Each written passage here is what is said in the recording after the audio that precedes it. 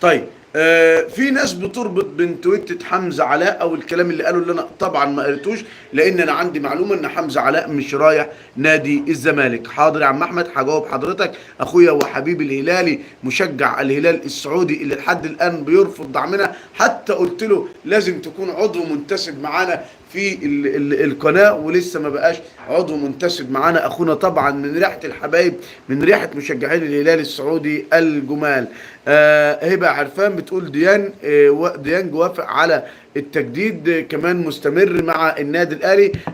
ماشي يا هبه، هنتكلم في الجزئيات دي دلوقتي، ولكن هناخدها واحده واحده، تاتا تاتا. خليني قبل ما ابدا في اخبار النادي الاهلي اخد جزء بسيط كده من نادي الزمالك. حبيبي يا ياسين، اضرب اللايك يا ياسين، ودوس على القلب الاحمر اللي على الشمال عشان نوصل اللايف ده لكل الناس. اخويا وحبيبي الهلالي، مساء الفل عليك يا غالي. عايز اتكلم عن نادي الزمالك. عايز اقول لك ان يعني بدأ نادي الزمالك يتحسس الطريق الصحيح، يعني ماشي كده، يعني ايه، واحده واحده، تاتا تاتا. يعني شفت الراجل الكفيف او الاعمى اللي ماشي بيحسس على الحيطه كده، ماشي واحده واحده كده، يعني انت فاهمني. نادي الزمالك عامل كده بالظبط، ماشي بيتحسس، يعني زي الراجل الكفيف اللي ماشي يحسس على الحيطه، لسه بيكتشف الدنيا فيها ايه بالظبط. ده حل نادي الزمالك يا جماعه.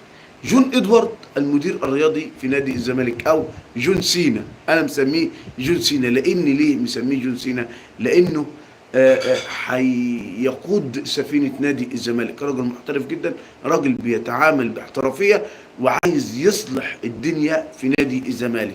النهارده جون ادوارد حصل على توقيع مهاجم نادي فاركو احمد شريف. يبقى اضرب اول صفقه، اول صفقه. عايز اقول لجمهور نادي الزمالك انما للصبر حدود يا زمالك. امتى هيرجع نادي الزمالك مرة تانية؟ امتى هقول الاهلي والزمالك؟ مش هقول الاهلي وبيراميدز. طول عمرنا بنقول الكرة في مصر اهلي وزمالك، ما هيش اهلي وبيراميدز. للاسف بيراميدز خد مكان نادي الزمالك في المنافسة. بيراميدز اصبح هو اللي بينافس النادي الاهلي، سواء بقى في افريقيا او سواء في الدوري المصري او في اي حاجة. الزمالك راجع تاني، يا رب يا رب يا تلا.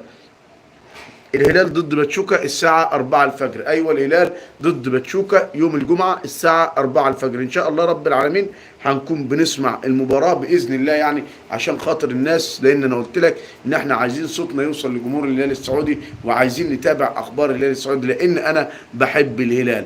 أخويا وحبيبي أحمد مجدي قفشة من محل اهتمام الجزيرة الإماراتي. ماشي يا عم أحمد. هتكلم كمان عن رحيل حسين الشحات. عموما نادي الزمالك النهارده حصل على توقيع مهاجم نادي فاركو احمد شريف. طبعا الناس اللي موجودين معانا في اللايف مش هيستغربوا، حبيبي يا هلالي، حبيبي عمرو رضوان. الناس اللي موجودين معانا هنا في قناتنا على اليوتيوب مش هيستغربوا. ليه مش هيستغربوا؟ لان انا قايل لك من شهر ان نادي الزمالك بيخلص مع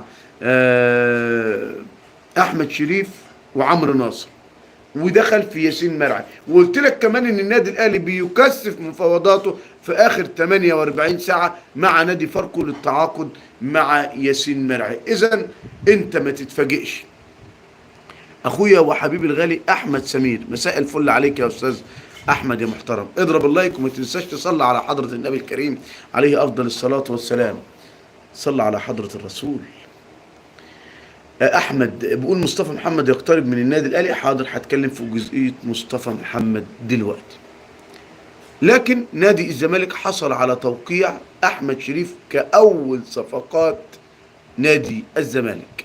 اول صفقات نادي الزمالك عم احمد عبد الخالد. السلام عليكم. وعليكم السلام ورحمه الله وبركاته. غالي اضرب اللايك.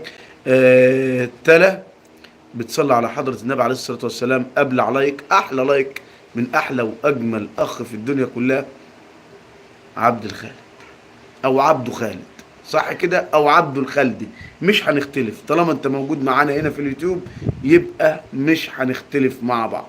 فنادي الزمالك رسميا بيحصل على توقيع احمد شريف كاول صفقة لنادي الزمالك. اول صفقات نادي الزمالك هي احمد شريف مهاجم نادي فاركو.